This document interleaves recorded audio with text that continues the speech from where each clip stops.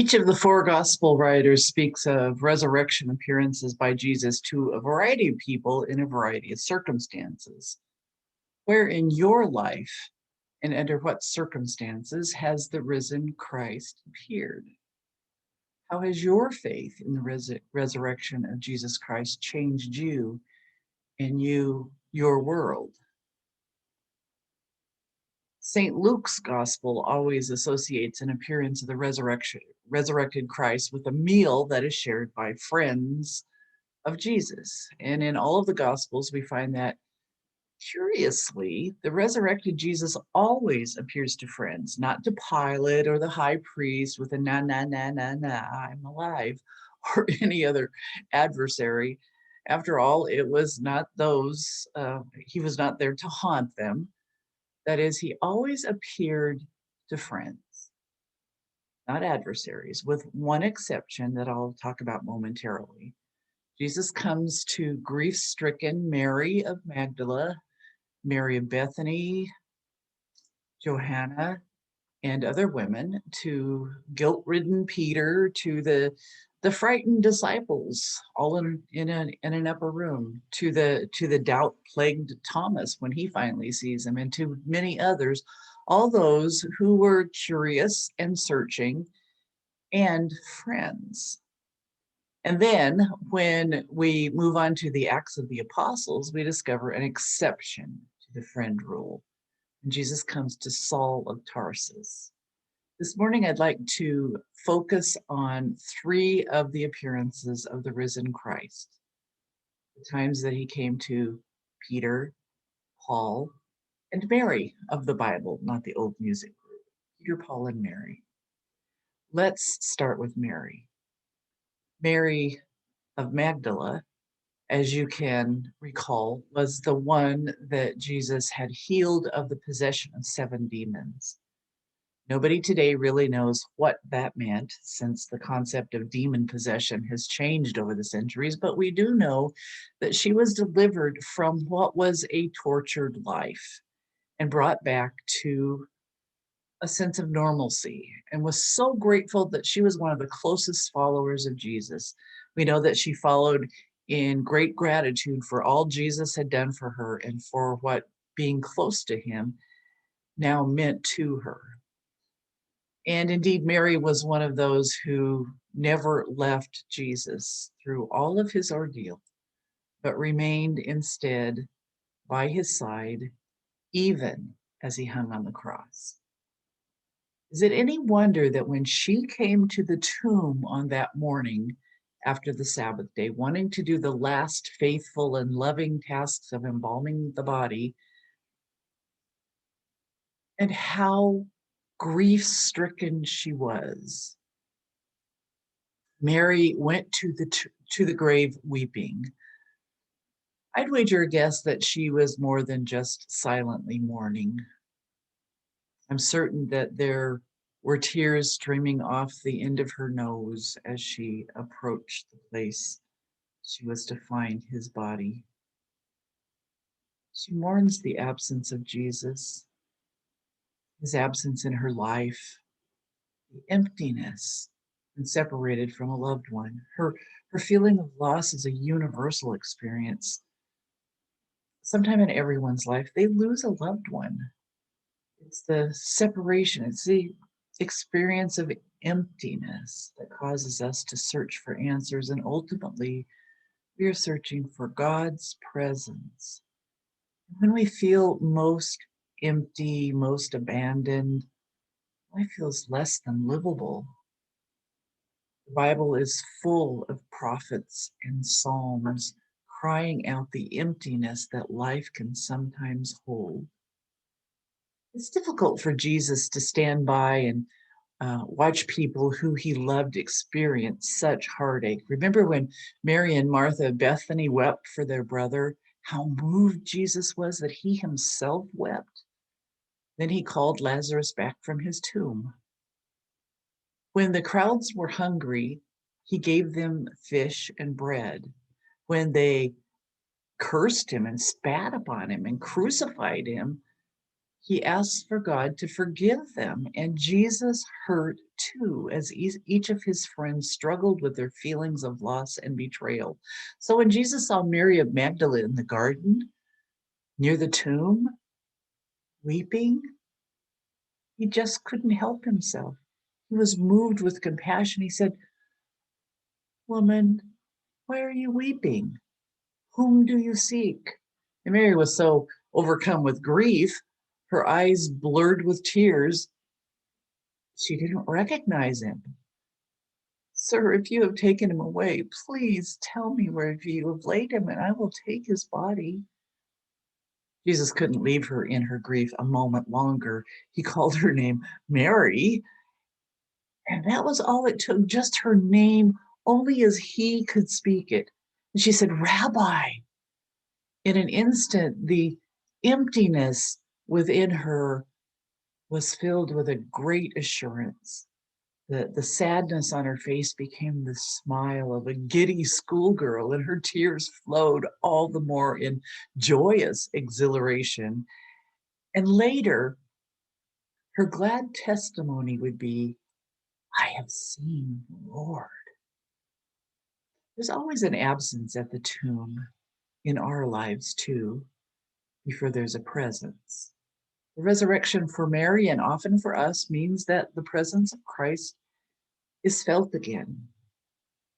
What once seemed empty and lifeless is restored to joy and fulfillment.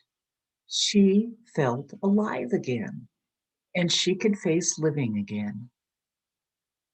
And then there was Peter. His reason for weeping was different. He had wept bitterly. Peter had been so very close to Jesus. He was the fisherman. Though boisterous, he was still fairly predictable. He had a way of overreaching, of catching on early and anticipating and then jumping to a conclusion. And he was the one who blurted out, "You are the Messiah, the Son of the living God." He's the one who wanted to walk on water. He's the one who said, "I will never deny you." And he was one of the first to turn tail and run away when the going got tough. He denied even knowing Jesus 3 times the night of Jesus' arrest. So Peter weeps for a different reason.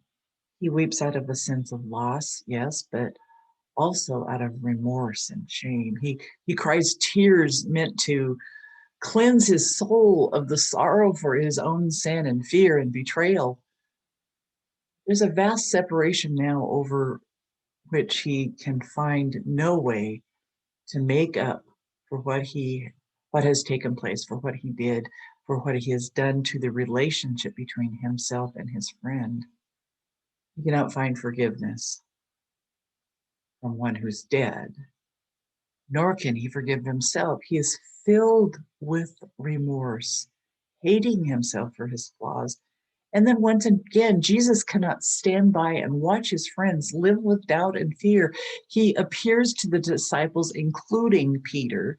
And later again in the Gospel of John, there is the telling of his appearance to 7 of his disciples, where he helps them find a net full of fish.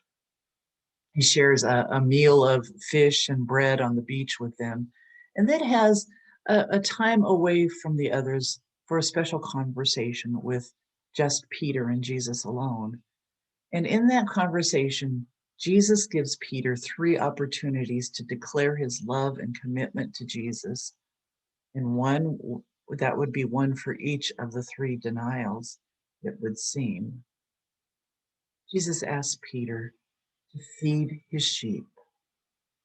And then, as if it were a way of saying, "You can always have a fresh start with me," Jesus used once again the very same words which he used in the calling of Peter and of the other fishermen.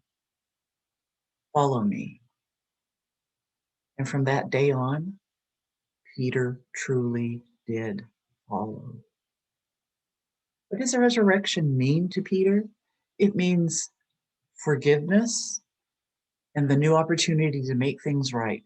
to do a reversal. It means the one who once loudly proclaimed not knowing Jesus can now loudly proclaim the good news of Jesus and tell about the wonderful relationship of grace and forgiveness that he found in a brand new way. It means the rebirth of Peter's self-respect. And it means that he can now go and proudly proclaim to the crowds of both Jews and Gentiles what Jesus' life and Jesus' death and Jesus' resurrection means to him. We can read one of his sermons in the second chapter of Acts of the Apostles that comes on the day of Pentecost. He became a preacher for Jesus, no longer denying for sure. And now we move on to Saul of Tarsus, perhaps the most unlikely of persons for Jesus to want to make an appearance to.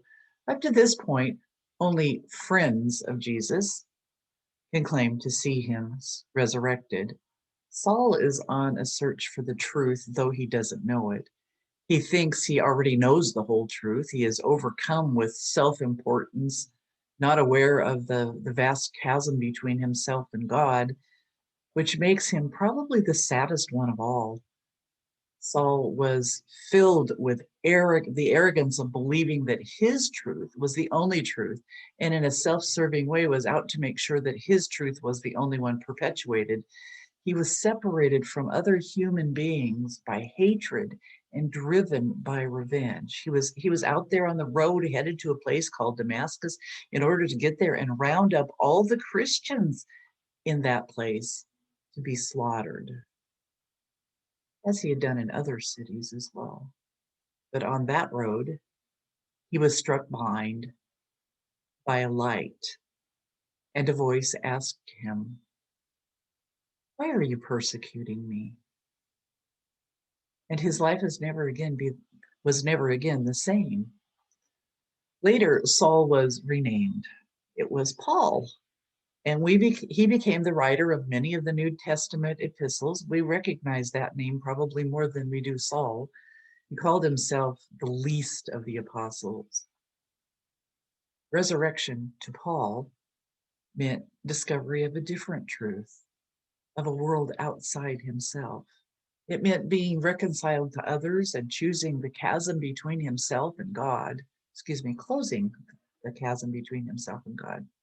It meant that his life's mission, the goals of his life, were dramatically changed. Each of these persons has different life situations. Each person experiences the resurrection of Christ in a different way, and that resurrection meets different needs in their lives. For Mary, it meant that hope was reborn. She moved from her sense of loss and emptiness to a sense of being full of life again. For Peter, resurrection served to help him find forgiveness, to get back his own sense of worth and help him find a voice again. For Saul, now Paul, the appearance of the resurrected Christ helped him past his "I can do it all myself, I have all the answers" arrogance, so that he might find a new life of love and service beyond himself. Now, what is your greatest need today? How can the risen Christ meet you and help you find healing, wholeness, and new life? Where in your life has the risen Christ appeared? How has it changed you? You've heard the gospel through the eyes of Peter, Paul, and Mary. Now, how will the gospel be told by you and by me?